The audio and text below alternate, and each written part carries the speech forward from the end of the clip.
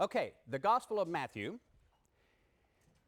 from the 2nd century on, has been pretty much the most popular, famous of the Gospels. That's probably why it's first in our Bible, simply because it was the most popular. The most popular. It's certainly the Gospel that's most familiar to people nowadays, and pretty much throughout history, if people were familiar with the text at all. Both Christians and non-Christians often. So, for example, you have the familiar birth story. Joseph has a dream. He's warned. The star appears in the east. The Magi, the wise men, come, and they go to Herod first. This is Herod the Great. So they go to Herod the Great's palace in Jerusalem, and they say, where do we find this new king that's been born? Because we want to go and worship him and bring him gifts. And Herod gets all worried because he doesn't want to lose his own throne. So remember the story? He tells the wise men, well, I think you have to go to Bethlehem. He gets his wise men, his own wise men, they look it up in the scriptures. They say, go to Bethlehem. But he says, come back and tell me once you visit him, because I want to go worship him too. And the wicked, evil king does not want to go worship Jesus, the baby Jesus. He wants to go kill the baby Jesus. The wise men are warned in a dream not to go back. You know the story, right? The whole thing about that, the Egyptian sojourn, the Holy Family goes to Egypt to escape the wicked king, the slaughter of the innocents, the Beatitudes. Blessed are the poor in spirit, for theirs is the kingdom of heaven. Blessed are those who mourn, for they will be comforted. Blessed are the meek, for they will inherit the earth. All these blesseds, there are some in Luke, but if you start saying them and somebody starts picking it up after you and repeats it, and it shows that they at least know it enough so they can kind of finish one every now and then, they almost always finish it in the Matthew form, not the Luke form. The Beatitudes are slightly different in Matthew and Luke, and they're famous in their Matthean form. Turn the other cheek. That's also in Luke 6:29, but most people know it from Matthew 5:39. In Matthew, the Pharisees are called over and over again hypocrites. And in fact, if you look up the word Pharisee in a dictionary, an English dictionary, hypocrite will be one of the definitions you'll find for it. Now, this is a long tradition of Christian anti-Semitism, because, of course, the word Pharisee doesn't mean hypocrite to most Jews, but who trace back rabbinic Judaism to the pre-70 Pharisees themselves. Gamaliel in the book of Acts is considered a Pharisee, and he's a famous rabbi in rabbinic materials. So Jews don't think of the word Pharisee as being a bad term, but in a lot of English and a lot of languages it is, because Christians used it. They took it straight out of Matthew, where the Pharisees are called hypocrites over and over again, and they just take that into their own language. And then you have the Great Commission that ends the Gospel of Matthew that people might recognize. Matthew 28:18. Jesus meets the disciples in Galilee after his resurrection, and he says, all authority in heaven and on earth has been given to me. Go therefore and make disciples of all nations, baptizing them in the name of the Father and of the Son and the Holy Spirit, and teaching them to obey everything that I have commanded you. And remember, I am with you always to the end of the ages. So that's a very famous verse that it's called the Great Commission, because this is Jesus telling his disciples after his resurrection, go out and proclaim the gospel throughout the earth, not just to the Jews. So all these things make Matthew look very familiar, even to people who may not know much about Christianity, because this is stuff that you see in our culture over again. Matthew, therefore, is at the same time unfamiliar to people if they start reading it carefully, because it's the most Jewish of the Christian Gospels in the that are in the canon, that is. There are some other Gospels from the ancient period that are even more Jewish than Matthew, but they didn't make it into the New Testament. It's the most Jewish, and yet it's also at the same time one of the most universals of the Gospels, because you precisely have it ending with Jesus commanding the apostles to make disciples of all nations, that is, all the Gentiles too. So Jesus, in the Gospel of Matthew, Jesus limits his ministry during his lifetime pretty much to Israel. He's going to Jews. And he makes this a point of this in the Gospel of Matthew. But after his resurrection, then the message is supposed to go out. So look also at the way that Matthew begins. I talked about this in the very first lecture of class. Matthew begins with the book of the Genesis of Jesus Christ, son of David, son of Abraham. So notice he calls him son of David as a descendant of the great king of Israel, son of Abraham as the father of the Jews. And even the Greek word there, the book of the Genesis. The Genesis means the beginning. And of course, it's the Greek term that was given for the first book of the Hebrew Bible when they translated the Hebrew Bible into Greek. Genesis just means the beginning. Of course, in the Hebrew Bible, it's the beginning of the world, the beginning of earth, the beginning of history. Matthew appropriates that term, and he begins his own text with that same word, probably meaning for his readers to recall the book of Genesis in a way. And then you have what we call an Agadah on Moses. The term Agadah is used in rabbinic scholarship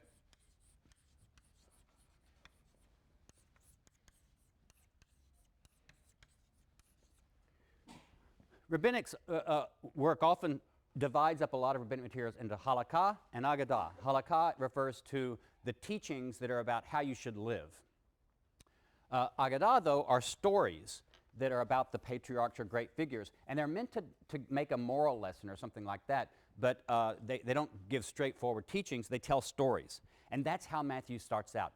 All that stuff about the evil king wanting to kill the baby Jesus because he's afraid that it'll be a threat to him. Think of, who does that remind you of? Who does that sound like? The child that comes out of Egypt, who does that sound like? These are all meant to remind you of Moses. And so Moses, Jesus is portrayed over and over again like Moses or like Joseph, also from the Hebrew Bible. And then again, you have the fulfillment of Scripture motif.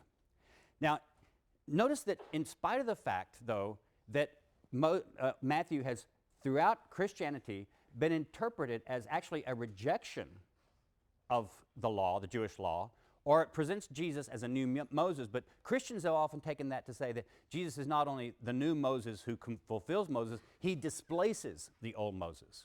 So Matthew may have been put first in the canon because it was read by Christians as being sort of almost like the new law, the new Torah. And so you have Jesus talking about the law, the Jewish law, Torah, and also giving new commandments. Christians have taken that to mean the displacement of the Jewish Torah with now a new Christian Torah. And that actually then puts Matthew in a very odd position. It's of the different Gospels in our canon, it's the most Jewish looking and sounding, and I'll emphasize that later in the lecture today. But Matthew has also been the source of some of the worst Christian anti-Semitism, precisely by portraying Jesus as rejecting the law of Moses in much of Christian interpretation and substituting his own law. That's Christian anti-Semitism. Notice it's from, as I said, it's from Matthew that you get the idea that Pharisees are all hypocrites. And then that gets transferred to being that all Jews are hypocrites. You get the idea in Christianity traditionally that Jesus rejected the law because that's legalism. The Jews are all legalistic, and we Christians are all full of grace and truth. So this idea that the Old Testament represents a God of anger and a God of strictness and a God of judgment, and the New Testament represents a God who's a father and loving and full of grace. So this dualism that's so much part of European history, even common sense, even people who are not religious will often come up with this caricature that the Old Testament God is the God of anger and judgment, the New Testament God is the God of grace and forgiveness. Well, that's just not true if you read either testament with any care at all. But the Gospel of Matthew has been one of the texts that's been used in this way. And remember, it's in the Gospel of Matthew that you get the most anti-Jewish and anti-Semitic line that's been used throughout Western history. When Pilate wants to release Jesus from being crucified, the people, the Jews, say, "His blood be upon us and our children." That became the Christian charge of deicide. The Jews were then accused of killing God, and especially in medieval Europe. So that Matthew is in this very peculiar place when it comes to the history of the interpretation of the New Testament. It is at the same time the most Jewish of our canonical Gospels in many ways, and yet it's been used in Christian anti-Semitism more than any other Gospel, possibly maybe with the Gospel of John being a rival for that. So look at the structure of Matthew, though. Some people have even suggested that Matthew is intentionally structuring his Gospel to make it look like the Torah, the Jewish law, because there are 5 speeches by Jesus in Matthew. These same sayings, you learned about the synoptic problem last week. If you take a synoptic problem kind of analysis of a lot of this stuff that are in some of these speeches in Matthew, a lot of these sayings might occur in another context in Luke or in Mark. Matthew seems to have taken materials that were traditional to him, that he found either in written sources or in oral sources, and he combines them into 5 separate speeches. And some people say maybe he meant to reflect the 5 books of Torah. The Pentateuch is the Genesis, Exodus, Leviticus, Numbers, Deuteronomy. Pentateuch is just the Greek word meaning the 5. So the first 5 books of Jewish scripture are called the Pentateuch, and maybe Matthew was imitating that in making 5 separate speeches for Matthew, for Jesus in his gospel. First, chapters 5 through 7, you have Jesus giving the famous Sermon on the Mount. Then chapter 10, you have him giving a speech to his disciples about the mission to Israel. So all of chapter 10 is, here's how you're supposed to do your mission when you go out to preach to Israel. You'll be persecuted, this will happen, do this, do that. Chapter 13 in Matthew is all parables. The parables that you'd find in different places in Mark or Luke, Matthew kind of groups them into one chapter and has Jesus kind of give it as one sort of speech. He likes neatness like this. If you look at chapter 18, it's another speech by Jesus, again to his disciples, and this one is mainly about church rules. Jesus talks about when your neighbor does something that you don't like, you go to their neighbor first, try to settle it peaceably. If your neighbor won't receive you or won't settle, take it to the church and let the church handle it, that sort of thing. So Jesus is giving instructions about how the church should behave itself and what the church would be like. And then in chapters 23 through 25, you get a very long speech by Jesus, which includes a big synoptic sermon. Remember last time I talked about Mark 13 and about Jesus' prophecies of all this happening when the end of time would come and the Messiah would swoop down in the clouds. Matthew takes over that speech from Mark, where he finds it. He adds a lot of materials on his own. He also brings it up to date, because remember I talked about last time, Mark didn't explicitly tell us about the destruction of Jerusalem in his gospel. You'll find that when we get to Matthew and Luke, they put more stuff in there that shows they were writing after the time of Mark and using Mark as a source. So that's all in that chapter. But then there's all these long woes to the scribes and Pharisees. Woe to the blah, blah, blah. Woe to you do this. There's a whole section of that speech. So 5 different speeches that some scholars have even suggested may be designed to imitate the 5 books of the Pentateuch. But as I said, the ending of Matthew is universalizing. It takes this Israelite vision that you've seen all the way through the book and then universalizes it to the whole world. So it's a universalism to all that's firmly anchored in Judaism and the Torah. But what does the Torah, the law, mean in Matthew? Look at 5:17. I hope you did bring your Bibles. Remember, we're all bringing our Bibles to class all the time because you have to check me out. Most Christians are taught, and most people just under the influence of Christianity have the idea that what Christianity is the supersession of Judaism. The thing that makes Jews and Christians alike, they both worship the same God. One of the things that makes them different is not only the worship by Christians of Jesus, but also the neglect by Christians of the Jewish law. So Christians can eat shellfish, bacon, pork, don't have to keep the Sabbath. Is that the view of the law we find in Matthew? 5:17. Do not think that I have come to abolish the law or the prophets. I have come not to abolish, but to fulfill. For truly I tell you, until heaven and earth pass away, not one letter, not one stroke of a letter will pass from the law until all is accomplished. Now, in a lot of Christian doctrine, what you're taught is that Jesus did fulfill the law in his own person. But that's not what he says here. Notice, until heaven and earth pass away. That's what he's talking about, the fulfillment of it. Therefore, whoever breaks one of the least of these commandments and teaches others to do the same will be called least in the kingdom of heaven. But whoever does them and teaches them will be called great in the kingdom of heaven. For I tell you, unless your righteousness exceeds that of the scribes and Pharisees, you will never enter the kingdom of heaven. So Jesus is not saying, okay, I've come, now you don't have to keep the Jewish law. He's actually teaching his own disciples. Remember, if Matthew didn't want this as a message to the members of his church, he wouldn't put it in his gospel. One of the things that I'm trying to teach you in my lectures is what does it mean to do an exegesis of this text? Because you're going to have to write exegesis of your own. And this Friday, your section leaders will walk you through how to write an exegesis paper. But there are a couple of things that is not exegesis. It is not exegesis to try to figure out what actually happened. Did Jesus actually say this? Did Jesus actually believe that?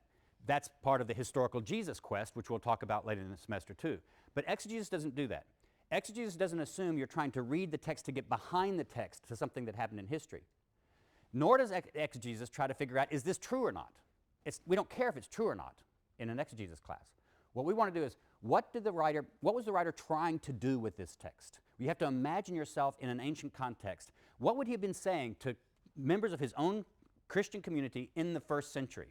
So this obviously means that we read this text as not Jesus necessarily teaching this. We don't know yet whether Jesus actually taught this. Matthew could have gotten it from some written source, from some oral source, or he could have just made it up. We'll talk about that problem later when we talk about the historical Jesus. Right now, we're not going to concern ourselves. We're just going to say Matthew could have written this, but we're trying to figure out what did Matthew want to do with it? What would this text have meant to them? And obviously it means this writer believes that the proper gospel and the proper church should be a law-abiding church. He's expecting people in his church not to do away with the Jewish law. Look at the antitheses, we call these, the Matthean antitheses, 5:21. You have heard that it was said to those of ancient times, you shall not murder, and whoever murders shall be liable to judgment. But I tell you that the time of the law is over and it's okay to murder. That's not what it says, right? What does it say? So just shout it out. What? Don't even be angry. If you are angry with a brother or sister, you will be liable to judgment. And if you insult a brother or sister, you will be liable to the council. If you say, you fool, you'll be liable to hell of fire. A lot of us are in trouble. A lot of us are in trouble. He's not saying, I'm getting rid of the law, murder's okay now. Keep going. Next, where am I? 5:27. You have heard that it was said, you shall not commit adultery, but I say, that's okay, adultery is just fine. No, he says, but I say to you that everyone who looks at a woman with lust has already committed adultery with her in his heart. Wait, what? Well, I'm gay, so I'm okay about that. But a lot of guys are in a lot of trouble. He's basically saying, no, not only is adultery not okay, even desiring her if she belongs to another man is not okay. That's not getting rid of the law. Look at 5:38. You have heard that it was said, an eye for an eye and a tooth for a tooth, but I say, do not resist an evildoer. If anyone strikes you on the right cheek, turn the other also. If anyone wants to sue you, take your coat, give your cloak as well. If anyone forces you to go 1 mile, go the 2nd mile. Give to everyone who begs from you, and do not refuse anyone who wants to borrow anything from you. These antitheses have been read throughout Christian history by many people as implying that Jesus is doing away with this bad, strict legalism of the Jewish law, and he's teaching you a law of grace instead and forgiveness. But that's not what's going on here, right? What Jesus has done, he's not doing away with the law here. He's intensifying it. If it's hard not to commit adultery, and believe me, for a lot of people it is hard not to commit adultery, it's even harder not to lust. If it's hard not to murder someone, and if you knew some of the people I have to work with around here, you'd know that it is hard not to murder someone. It's even harder not to be angry with them. And if it's hard not to retaliate when someone knocks you down, it's even harder to let them knock you down again. Jesus is intensifying the Jewish Torah and making it almost impossible to keep. But he's still expecting his disciples to keep it. So what Matthew presents Jesus as doing is not getting rid at all of the Torah, the Jewish law. He's intensifying it. Now there are a couple of places where it sounds like Jesus is going against. So when you have a hand washing incident, okay, let's look at that. That's in chapter 15, verse 17.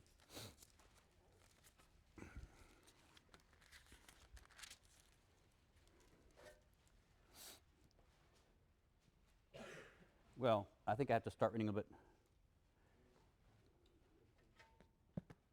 Yeah, I'll start reading a little bit earlier.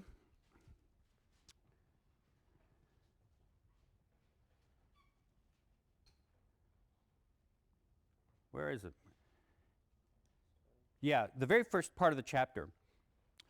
The Pharisees' scribes come to Jesus from Jerusalem and said, "Why do your disciples break the tradition of the elders, for they do not wash their hands before they eat?" He answered them, "But why do you break the commandment?" And he goes on to this sort of thing. And he basically says that they're not keeping the law perfectly themselves, that they should keep it better. Verse 10, he said to the crowd, he called the crowd to him and said to them, "Listen, understand, it is not what goes into the mouth that defiles a person, it is what comes out of the mouth that defiles the person." Now, in Mark's version of this story, right around here, Mark adds a little sentence. Remember when I talked about Mark, he gives you little clues that you're really supposed to pay attention. And here Mark gives a little parenthetical comment. He says, by saying this, Jesus declared all foods clean. In other words, Mark does a good little Gentile Christianity move. He takes this saying of Jesus and he says, Jesus was declaring all foods clean, so we don't have to keep kosher. Matthew doesn't do that. He saw that sentence in Mark. But you read this whole chapter, that sentence, which Matthew knew was in Mark, is not in Matthew. Matthew took that out. Why? Because he didn't want Jesus to declare all foods clean. Because in his gospel, Jesus teaches that Christians have to continue keeping the law. So Matthew has Jesus disagree with the scribes and Pharisees, but what he says here is that it's much more important. But sure, keeping kosher may be important, but it's much more important what's going on in your heart and your mind. It's much more important what you say. So Jesus spiritualizes in a way, or he intensifies the law. And he's saying, yeah, it's important to wash your hands perhaps, but that's not a big deal. It's important to pay attention to kosher, but that's not a big deal. He makes it a moral lesson. That's not anti-Jewish. That's not at all. You have all kinds of Hebrew prophets in the Old Testament doing that kind of stuff all over the place, saying things like, God doesn't want just your sacrifice, he wants your heart. This is the way Jesus is presented in Matthew, is just like a Jewish prophet, an Israelite prophet, who's intensifying the law, who's giving it a moral teaching, but he never teaches anything about giving it up. Then also,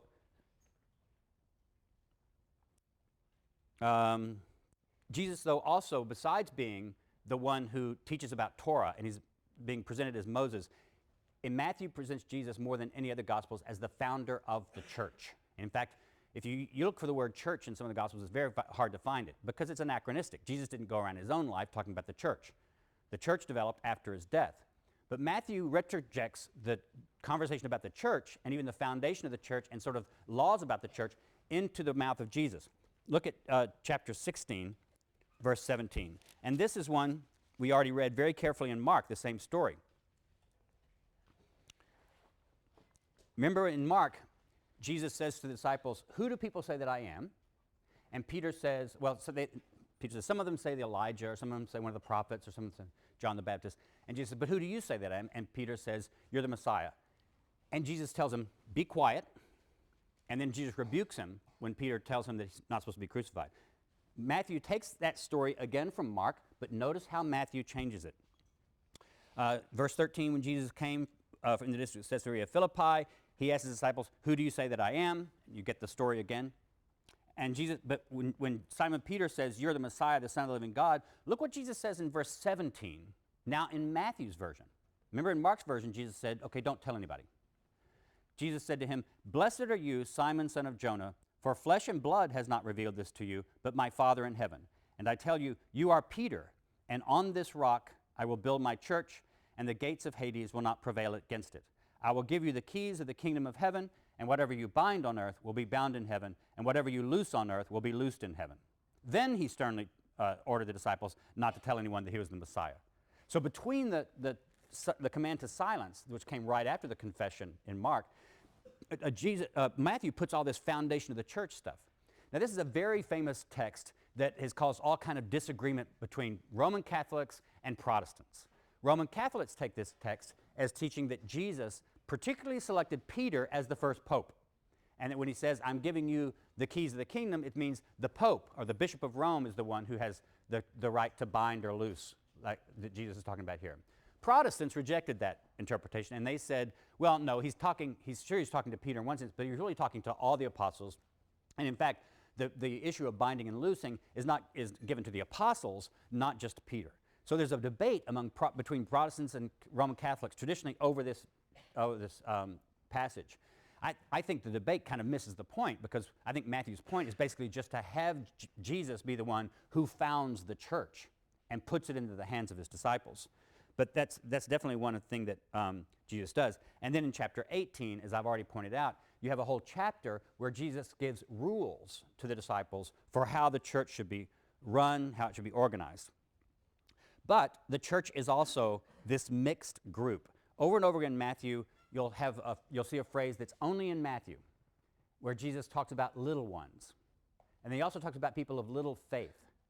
But when Matthew also has a parable about a man goes out and he strews a field with seed, and during the night his enemy comes and sows brambles and weeds seeds in. And when it all comes up, the wheat comes up, but it's all mixed in with brambles and thorns and weeds. And so the servants, the slaves of the man, come to the master and they say, what should we do? Should we try to weed out all the weed stuff and so we can gather the wheat? And should we try to trim it all out now? And the master says, no, don't worry about it now, because if you try to pull up all the thorns and the brambles, you're bound to pull up some of the wheat too. We'll just wait until the end, until it's all ready, and then we'll harvest the whole thing, and then we'll separate it out, and the wheat we will keep in storehouses, and the brambles and thorns will burn in hell. So you get into the last little hellfire and brimstone sermon at the end. But the main part of the parable is that Matthew is saying is that the world, and possibly even the church, is a mixed bag. In other words, not everybody you see around you is truly who you think they are. So there are good and there's evil mixed together. And you're just going to live with that. So the church is an organization that has both people of little faith and people of greater faith. It has maybe even weeds and wheat in it. So these are all concerns of what kind of, so there's a whole group of parables in chapter 13 that we call the mixed group parables of Matthew. And they're particular to Matthew because Matthew seems to be making the point with these mixed group parables that the church itself is sort of a mixed group. Another important theme of Matthew, I'm giving you several different major themes of Matthew because I'm going to ask in a moment, why are these things here? What is Matthew trying to do with these different things altogether? So, for example, why is Jesus the lawgiver and still Jewish and teaches the acceptance of the Jewish law, and yet this universalistic message at the end of the gospel of going to all nations? Another thing that exegesis is finding problems in the text and then using the text itself to try to find answers to those problems. That's what exegesis does. So why I'm setting up some of these themes of Matthew, because these are going to be the problems that then I, as the wonderful scholar and exegete that I am going to swoop in with my angels on the clouds of heaven at the end of the lecture and give you the answers to all the problems of Matthew. And then you'll do that with your exegesis papers later. So one of the things that Jesus is also in Matthew is a teacher. Mark had told us in his gospel that Jesus was a great teacher. And people said, wow, he's a great teacher. He teaches not like the scribes and the Pharisees. He teaches as one with authority. But Mark didn't really tell us much of what Jesus taught. There are a few parables, a few controversies. But Mark tells you that Jesus is a great teacher without presenting Jesus teaching a lot. Matthew not only tells you Jesus is a good teacher, he presents a lot of teaching of Jesus. And so you get out a lot of that. And then you get this interesting passage in chapter 13, verse 51. Turn in your hymnals to 1351.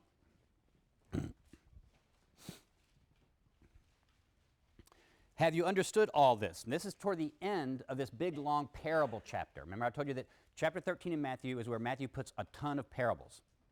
So toward the end of this parable chapter, Jesus asked them, have you understood all this? They answered yes. And he said to them, therefore every scribe who has been trained for the kingdom of heaven is like the master of a household who brings out of his treasure what is new and what is old. When Jesus had finished these parables, he left that place. This is a parable that Matthew's putting in there, I think, to give a hint to his readers. This is what Jesus was. Jesus was a good scribe. That's why Jesus talks about things like, you have heard it said, but I say to you. Jesus is taking out of the Jewish scripture and taking out of the Jewish law the most important parts of it and emphasizing those, and then adding some of his own teacher. So he's taking some of the old and some of the new, and that's what a good scribe is like. But Matthew also believes that he and his fellow disciples in his church should be that way too. He writes his gospel to help people figure out how to imitate Jesus in being a good scribe, how to discern what of the old you should use and what of the new you should use. But then there's this really, one of the last problems I want to give is this really big problem in Matthew, because Jesus is also something, well, just read on the surface, Jesus comes across as a bit like a coward in the Gospel of Matthew. Look at chapter 4, verse 12 in Matthew. Chapter 4, verse 12.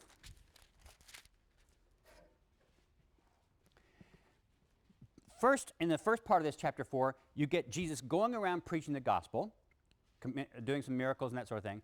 He becomes very famous so that people hear about him. But then you get to 12. Now, when Jesus heard that John had been arrested, he got on his white charger and he rode to the prison and he sprang his friend John the Baptist out of prison. Indiana Jesus. No, that's not what it says, right? He withdrew to Galilee.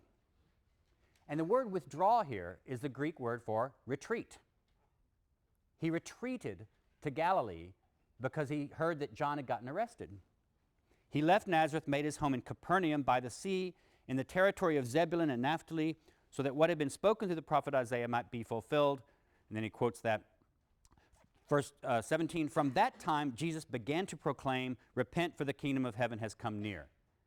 In other words, Jesus retreats in the face of danger. He doesn't go toward it.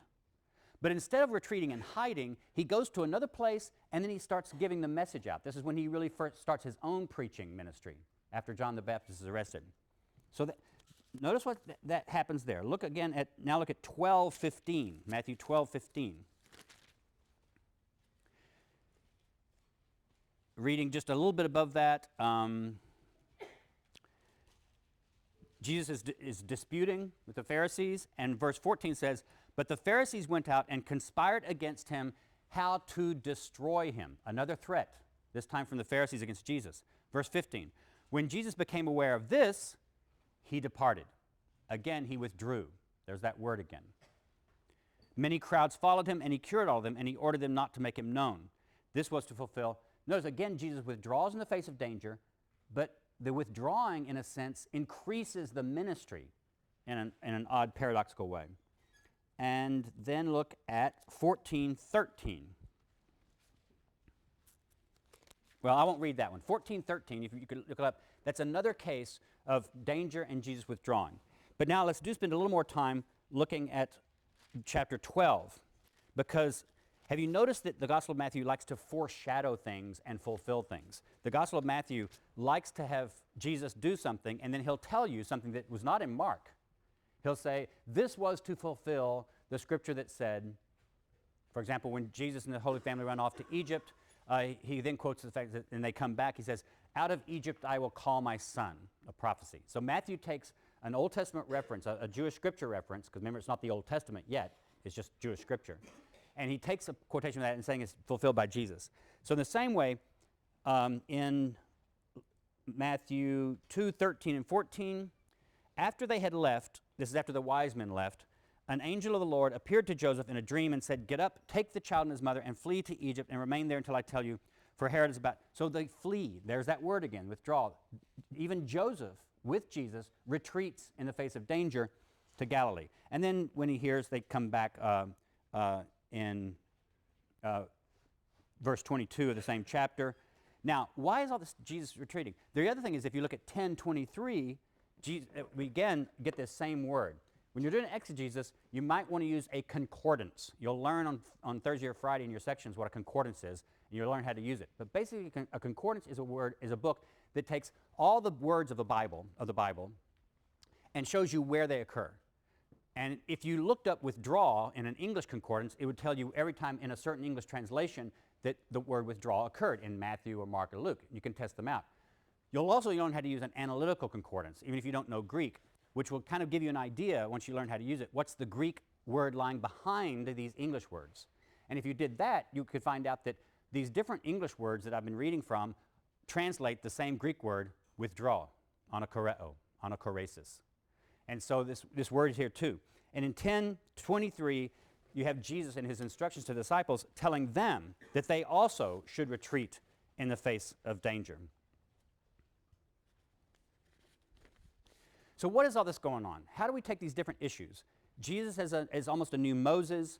Jesus is teaching that the disciples should keep the Torah, the law, but then Jesus, when he faces trouble, he withdraws from trouble, and he goes off someplace, but when he withdraws, he ends up preaching more, and the gospel ends expanding.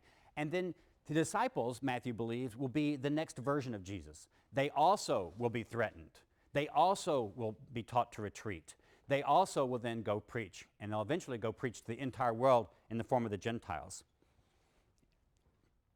So all of this is, Jesus functions as a model for the disciples, for the apostles, and the apostles function as a model for Matthew and the members of his own church. So what is all this doing here, and what's the context in which this kind of picture of Jesus would make sense? And we're going to spend a bit more time on one important passage, Matthew 14:22.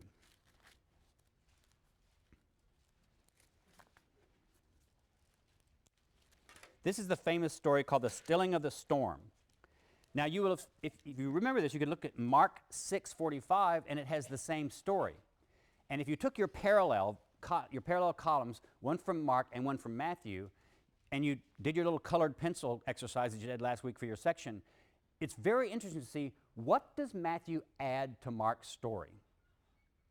And if you figure out what Matthew added to Mark's story, you can really get an idea about what was Matthew's own editorial interests. Why did he take something out of Mark, tell it differently, add new stuff to it? That gives you a great clue for what Matthew wanted to say. Because remember, each of these writers is not just telling you stuff that happened because it happened. They each are writing a book intending to put across a theological message. And if you compare what Matthew says to what he gets from Mark and see what he adds and what he takes out, you have a really good idea of what his editorial message is, what his editorial concerns are. And we call this redaction criticism. Redaction is just a fancy word for editing. And why did scholars not call it editing criticism? Because we like 2-bit words when 1-bit words would work just as well. So it's redaction criticism is what you'll see it in the scholarship. It just means paying attention to how the gospel writers edited their sources to get out their own message. So look at 14:22.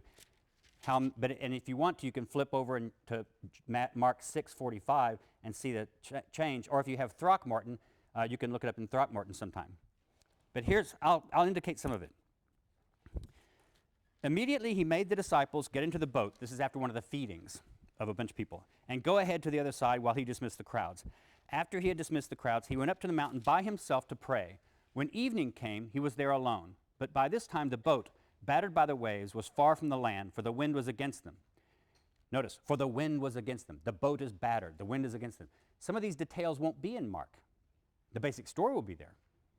But this thing about the boat being battered by the wind is against them, I don't think that's in Mark, if I remember right. And early in the morning, he came walking toward them out on the sea. But when the disciples saw him walking on the sea, they were terrified, saying, "It is a ghost," and they cried out in fear. Immediately, Jesus spoke to them and said, "Take heart, it is I. Do not be afraid." In Mark, Jesus then gets in the boat, stills the storm, and they all say, and that Mark ends it with his own clue that they didn't understand. They still didn't understand. So that's part of Mark's theme about misunderstanding. That's not the way Matthew ends it here. Notice what he says. Peter answered him, "Lord, if it is you, command me to come to you on the water." He said, "Come."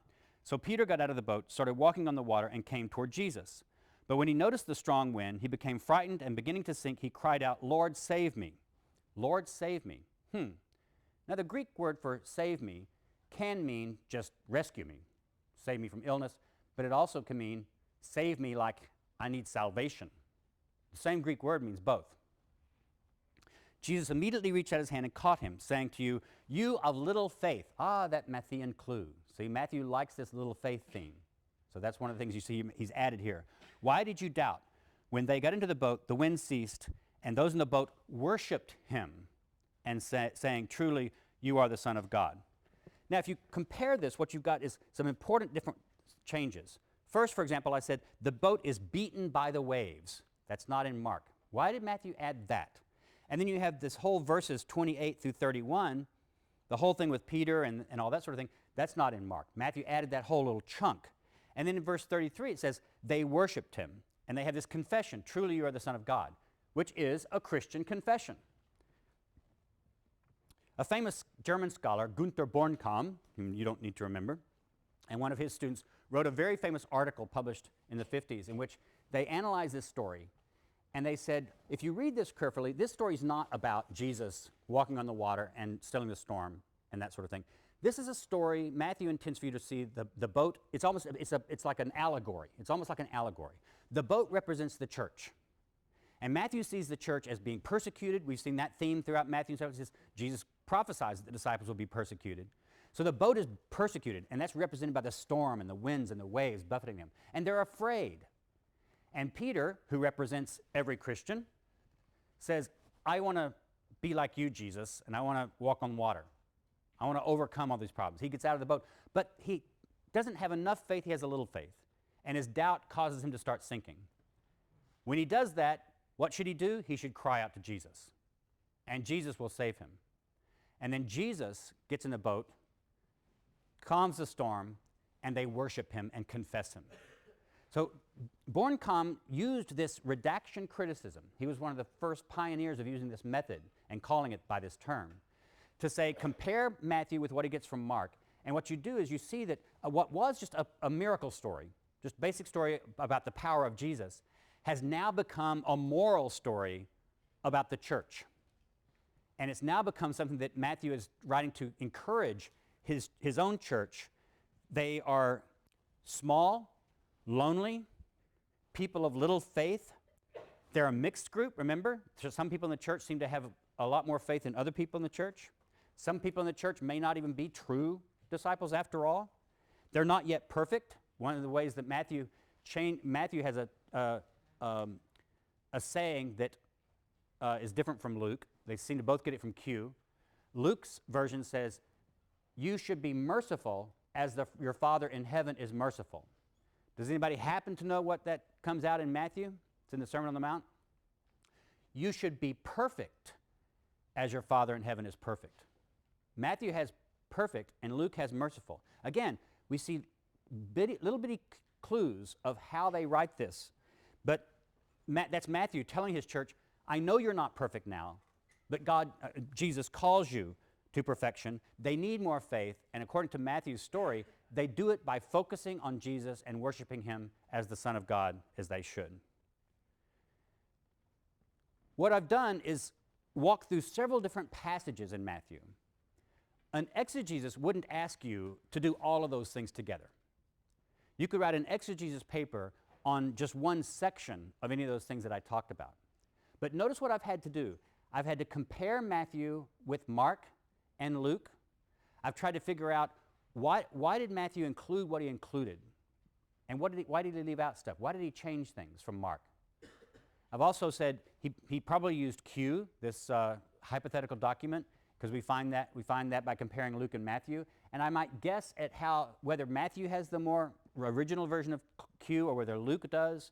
And I might try to imagine what was in Q and how Matthew may have changed that and edited that. That's all, of course, pure speculation because we don't have Q as a physical document to actually compare it with, like we've got Mark as a physical document. But scholars still do that. But the purpose is to all the way through to figure out, what did this author want to do? It's not concerned with whether he's telling us the correct history. We'll leave that for another day. And it's not to say whether it's true or not. And notice this, it's also not to come up with sappy Sunday school kinds of readings.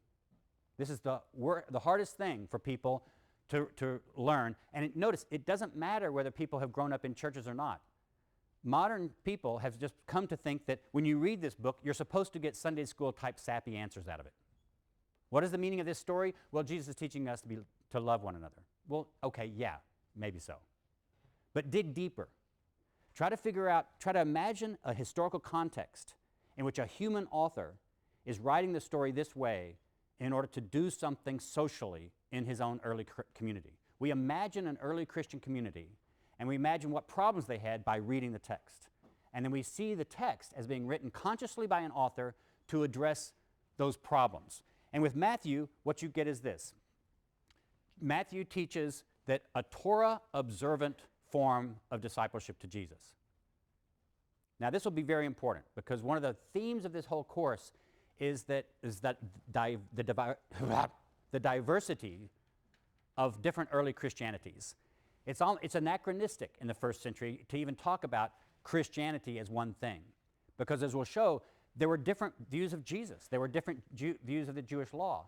And what you'll see very quickly in this course is Matthew has a very different view of what Christians should do with the Jewish law than does Paul, or Luke, or Mark, or John, or several of the other writers.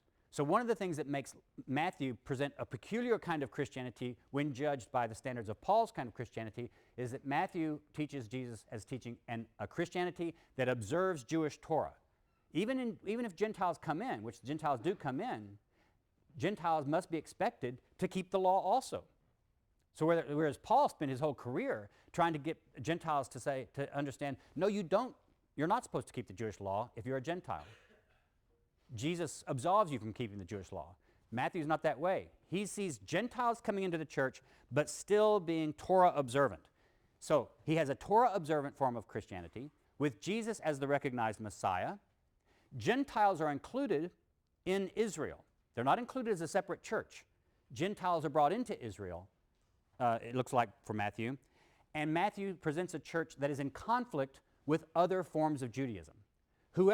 I think Matthew was written after the year 70, certainly after the destruction of the temple in Jerusalem. That seems pretty clear. Most of us scholars date it to somewhere in the 80s, maybe not earlier than the year 80, maybe not later than the year 90. We're guessing on this, but it seems to be, it has to be after 70. But he's in conflict with there are still Pharisees around. There are still scribes. There are other people who are offering a slightly different version of what it means to be Jewish. And that's the last thing that I'll say about this, is that Matthew is not presenting a new religion. He thinks what we would call Christianity is simply the right way to be a Jew.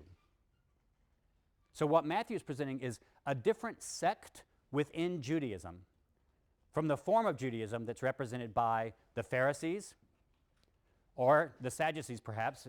A lot of people think that the Sadducees may have become extinct after the destruction of the temple in Jerusalem because the Sadducees were their power base was the temple.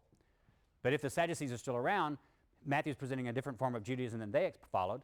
He's presenting a different form of Judaism represented by the Jewish writer Josephus or Philo, but he is presenting a form of Judaism.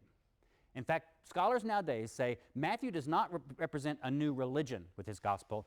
He actually represents a different Jewish sect. Any questions? Yes, sir. Does Matthew believe Gentiles should be circumcised? Does Matthew believe that Gentiles should be circumcised? I think so, because I can't imagine him teaching a completely law-observant, when he says not one dot or tittle or jot of the law will pass away until heaven and earth passes away. Well, any Jew at the time pretty much would have thought that circumcision was a very important part of Jewish law, not just a dot or a tittle. So I think so. You'll find lots of scholars who disagree with me, but of course they're all wrong. Any other questions? Okay, see you on Wednesday.